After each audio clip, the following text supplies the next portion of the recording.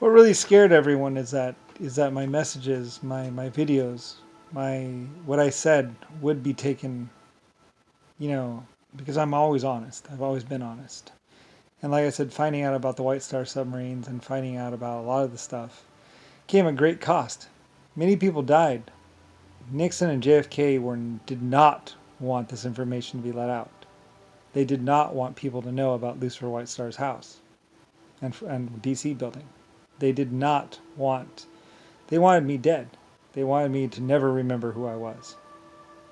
Because as long as I didn't remember who I was, they could try and pretend like they were me.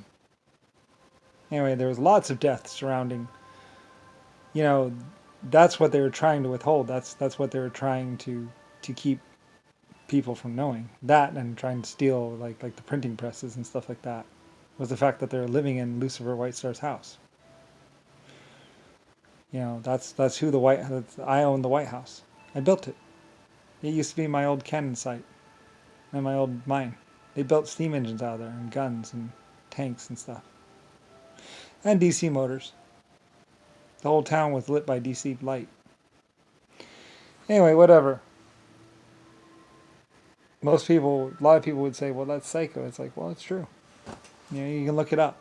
It used to be mine.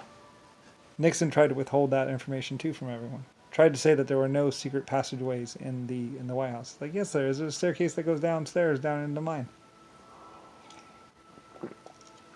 And there's a huge basement underneath there. Technically, the whole building, I believe, is supported from underneath. The mine goes all the way up to the actual building. I forget exactly how it's built. Anyway, though, there's foundations that go down way inside the cavern. There's like a cavern or something underneath there. Anyway, whatever.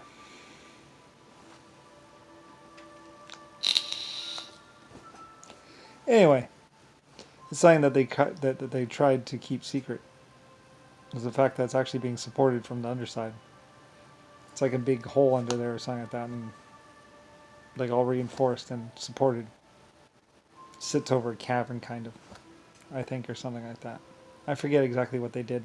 They've renovated it several times, so it probably doesn't look like it used to back in the old days. Anyway, though, yeah. Anyway, it's just ridiculous. It's got its own water supply. The mine, basically.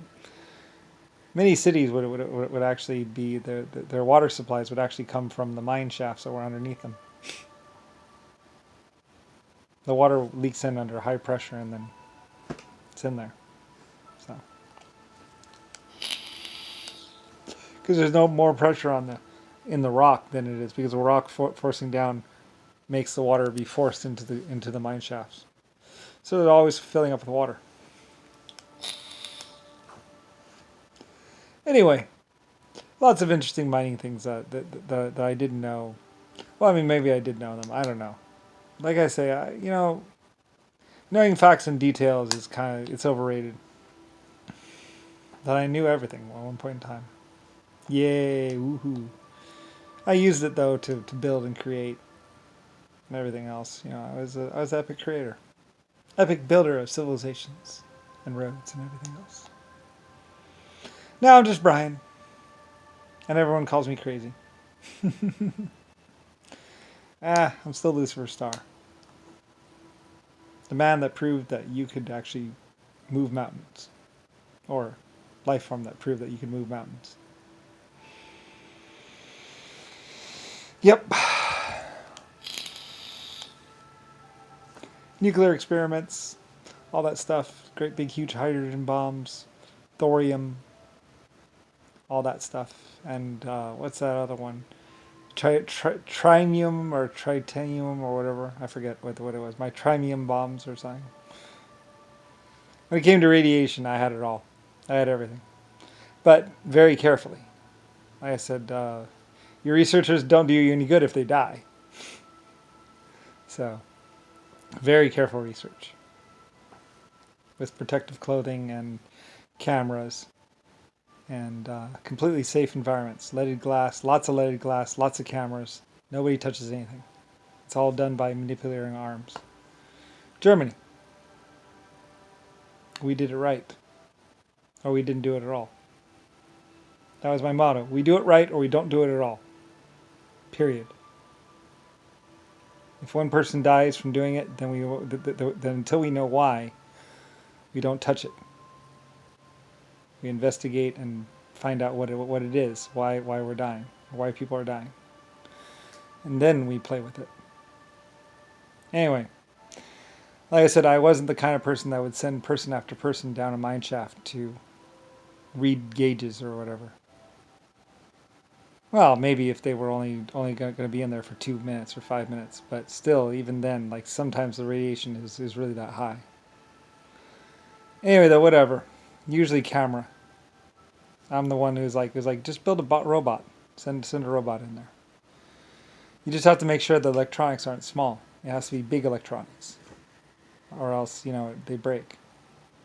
Because the radiation puts a hole in the circuit board.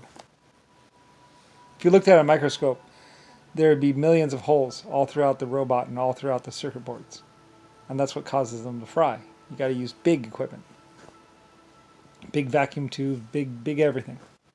Or else it just breaks. If it's small, it breaks. So, because those if you're using circuit boards that are only a few microns thick, well, that doesn't take that much radiation to just go through 3 microns. Like I said, they took the robots apart and they looked at the connections and they saw that the connections were actually separated.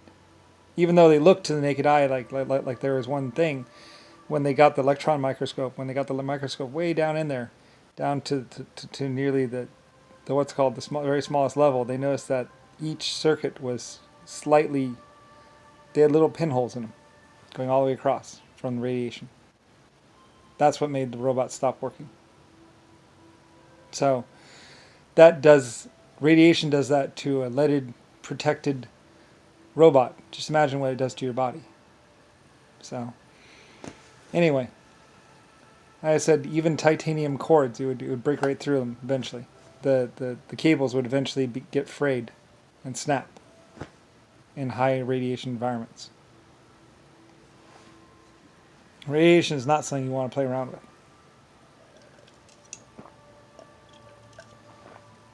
They would show me titanium cord, titanium wire, and it's eaten through and broken. You can see it. There's all kinds of little breaks where the radiation's hit it, and just goes right through the cord, right through the wire. Anyway, crazy, right? But true. That's why we don't mess around with radiation. There are a lot of people that went to mess around with a nuclear bomb and they took the shield off. They didn't live very long. They were trying to reverse engineer a nuclear bomb. They didn't live very long. They took the shield off and then they started feeling sick. You can't take the shield off of a nuclear bomb, not by hand. You have to use manipulators and leaded glass cameras, and all kinds of stuff. You can't do that physically. You'll die, or you'll get sick. Anyway, radiation and the nuclear bombs are not something you want to play around with. A lot of people were playing around with it, and it's like, never be in the same room as a nuclear bomb with the shield off. Ever. Just don't do it. I mean, a lot of people will say it's safe, and it depends on how long you want to live. A lot of my nuclear physicists would be like, well, it depends on how long you want to live. If you want to see 70, no, it's not safe. A lot of, radiation has a lot of long-term effects.